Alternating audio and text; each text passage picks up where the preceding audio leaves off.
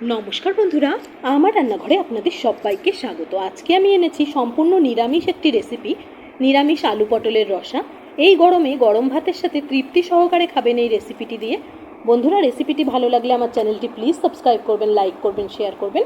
তো চলুন রেসিপিটি দেখে নেওয়া যাক। এর জন্য আমি কচি দেখে পটল নিয়েছি। পটলগুলো সামান্য খোসা রেখে দুভাগ করে নিয়েছি। পটল একটু বড় হলে আপনারা 3 ভাগ করে নিতে পারেন।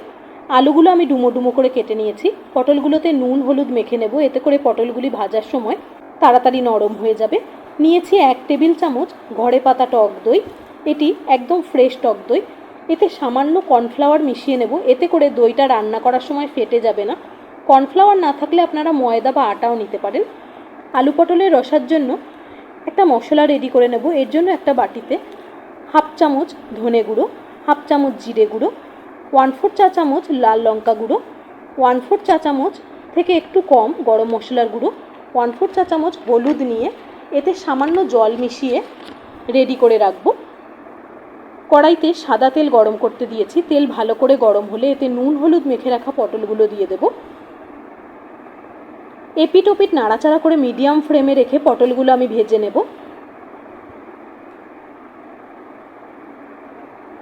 ভাজা পটলগুলো একটা পাত্রে তুলে নিলাম। এবার ওই তেলে আলুগুলো দিয়ে দেব। আলুতে নুন ও হলুদ দিলাম।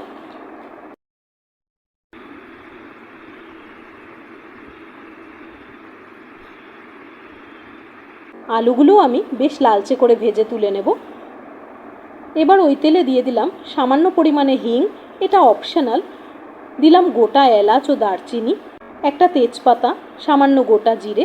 ফোড়নটা কয়েক সেকেন্ড ভাজা ভাজা করে নেব, এতে করে মশলা ভাজা সুন্দর একটা গন্ধ বেরোবে। আমি এখানে এভারেস্টের হিং ব্যবহার করেছি। দিলাম আদা ও কাঁচা লঙ্কা বাটা, সামান্য নুন দিয়ে দিলাম, তাহলে মশলাটা ছিটকাবে না। আমি এখানে একটা কাঁচা লঙ্কা ব্যবহার করেছি। আদার কাঁচা গন্ধটা চলে যাওয়া পর্যন্ত মশলাটা ভাজা ভাজা করে নেব। আদার কাঁচা গন্ধটা চলে গেছে, দিয়ে দিলাম আগে থেকে বানিয়ে রাখা মশলার পেস্টটা। এই মশলাটা আমি ভালো করে কষিয়ে নেব।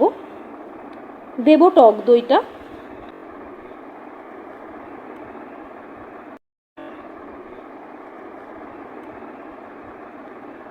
মশলা ও টক দইটা ভালোভাবে কষে নেব। 4টে কাজু বাদাম বেটে রেখেছিলাম, সেটা দিয়ে দিলাম। এই কাজু বাদাম বাটাটা তরকারিতে দিলে তরকারির স্বাদটা ভালো আসবে। সব কিছু ভালোভাবে কষে নেব। মশলা যত ভালোভাবে কষবো আলু পটলের তরকারির টেস্ট ততই ভালো আসবে।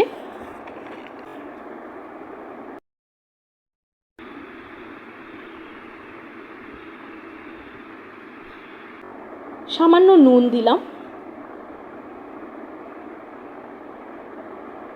দিলাম কয়েকটা কিশমিশ।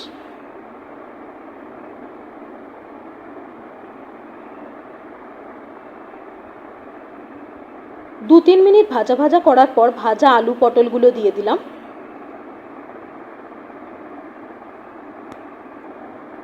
মশলার সাথে সব কিছু 1-2 মিনিট ভাজা ভাজা করে নেব।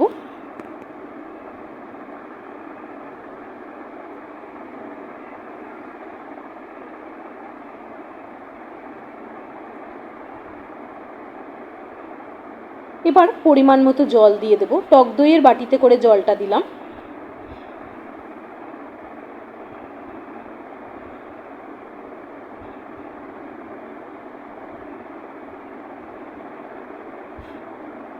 এবার লো ফ্লেমে ঢাকা দিয়ে কিছু সময় ফুটতে দেব।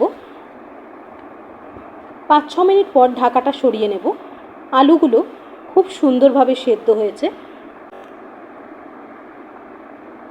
সামান্য চিনি দিয়ে দিলাম। নিরামিষ রান্নায় এইটুকু চিনি অবশ্যই দেবেন। সামান্য গরম মশলা ছড়িয়ে দিলাম।